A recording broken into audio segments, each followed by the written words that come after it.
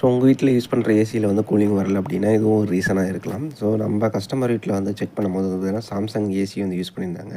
அதில் வந்து பார்த்தீங்கன்னா அவுட்டோரில் இதுமாரி ஐஸ் ஃபார்ம் ஆயிருந்துச்சு அப்படின்னா வந்து பார்த்தீங்கன்னா உங்களுக்கு வந்து கூலிங் இஷ்யூவாக இருக்கும். அதில் வந்து பார்த்தீங்கன்னா உங்களுக்கு கேஸ் வந்து ஃபுல்லாக வந்து இருக்காது. அவுட்டோரில் இதுமாரி நீங்கள் செக் பண்ணும்போது தெரியும். ஐஸ் ஃபார்ம் ஆயிருந்துச்சு அப்படின்னா கன்ஃபார்மாக வந்து பார்த்தீங்கன்னா அதில் வந்து உங்களுக்கு கேஸ் இருக்காது. ஸோ நம்ம எங்கே லீக் இருக்குதுன்னு செக் பண்ணி பார்த்தோம். அப்புறமா தான் வந்து பார்த்தீங்கன்னா மேக்ஸிமம் வந்து பார்த்தீங்கன்னா இன்டோரோட அந்த காயில் வந்து லீக் இருக்கிறதுக்கு வந்து ரொம்பவே சான்ஸு. நாங்கள் வந்து அப்படியே வந்து யூனிட்டை கழட்டி பார்த்துட்டு செக் பண்ணி பார்த்தோம்.